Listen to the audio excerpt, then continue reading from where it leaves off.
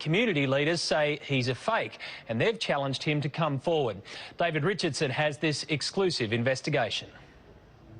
This is the message of the majority of the Australian nation for the troops that have invaded and occupied Iraq. I'd describe them as a bunch of faceless, gutless and insulting individuals. I do not honour the soldiers who go to unjust wars. I do not feel for murderers. Somebody's pretending that they're doing it in the name of Islam. This is the only thing that they deserve. They call themselves the soldiers of Allah, the army of Islam. I regret to say I am a terrorist. I admit and formally confess that for many years I have been a terrorist.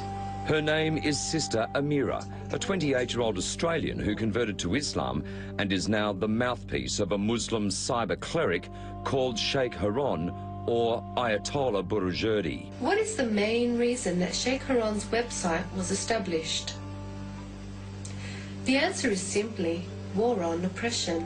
And for Sheikh Haron and his small band of followers, that war on oppression includes harassing the families of Australian soldiers killed in action. As each of our Australian soldiers have passed away whilst serving overseas, an organisation has sent letters to the widows, to the parents, to the in-laws, basically calling the past soldiers criminals, murderers, referring them and comparing them with Hitler.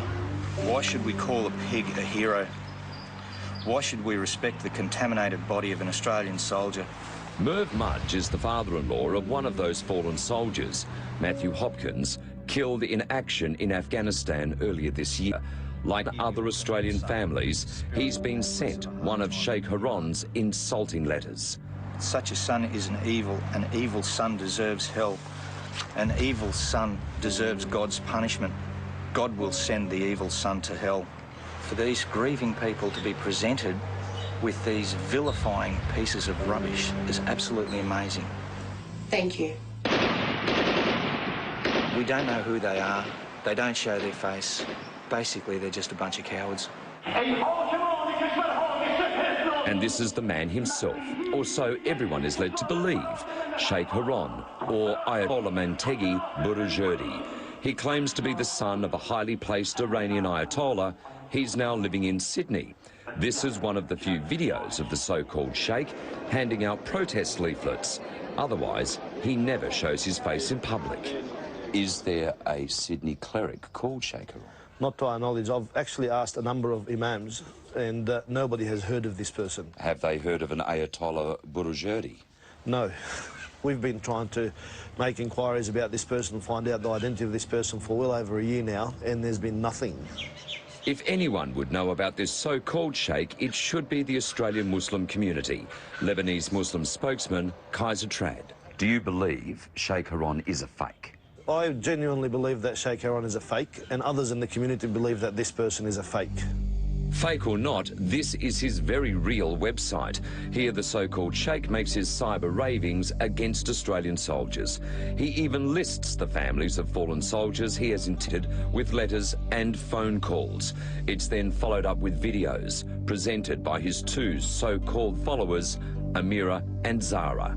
As a soldier of Islam, I am very excited and I can't wait till I go to war on oppression. But I wait until I receive guidelines from Sheikh Haron about jihad. Zara is clearly reading from prepared cue cards held directly below the camera. The backdrops for these video ramblings are always the same, a text from the Sheikh's website or just a plain screen. Always critical of Australia and its troops, yet congratulating the Bali bombers. I have written a letter for the families of Mata Amrozi, Mata Imam Samudra and Mata Mukhlas, and I have congratulated them for having a martyr in their family. If they're so passionate about this cause, then why don't they go back and support the cause from within, instead of, on an exterior basis, upsetting a bunch of people who are just doing a job? These letters, and I've read a couple of them, are absolutely reprehensible. Retired Brigadier General Adrian Darjay, turned author, is a counter-terrorism specialist and he teaches Arabic studies at the Australian National University. The wives and families should never be subjected to this, but they need to know that real Australians, and that's 99.9% of us, they have our undying gratitude and absolute support. 10 Australian soldiers have been killed in Afghanistan.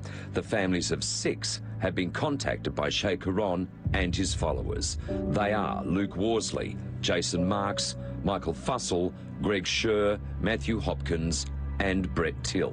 The letters are normally sent via funeral parlours, but you wouldn't believe the audacity of this group. One widow was actually presented with letters at her husband's funeral. The woman calling herself Amira attended Brett Till's funeral to hand the Sheikh's letter to his widow, then boasted about it on their website. Religion, at its core, has some wonderful issues, but leave it out of politics, leave it out of the military, and leave these families alone. Tracking down the fake sheikh isn't easy. His website is registered to a woman called Amira. The address, this small post office box, set into the side of a shopping centre in Sydney's inner west. Box 2027 gets the sheikh. Amira's home address is a flat in this block, but every time we visited, no one was home. Have you seen the lady in number 4 at all? No, she's with her husband in Bankstown somewhere. The Australian Federal Police has told us they are aware of Sheikh Haron and his website, but they wouldn't confirm or deny if they're investigating. In fact, if they're doing anything about the so-called Sheikh and his female associates. The Australian Defence Department is angry. Families are receiving letters and phone calls so soon after losing their loved ones. But even with all its might and power, the Defence Department is powerless to stop them. This self-styled Ayatollah is now warning us of an imminent terrorist attack, but he claims his group will not be behind. He also has a new group, Hezbollah Australia, starting soon. The Ayatollah maintains they'll continue their war on so-called oppression, even if it means harassing more families. It is doing a lot of damage, and it's good that your program is actually clearing this matter up. What's your challenge to Sheikh Haron tonight? If this person is genuine, then I challenge him to come forward to the reputed imams in person, not behind anonymous letters, and introduce himself and argue his point. I believe in freedom of speech, but not to the point where people masquerade behind possibly a fake identity.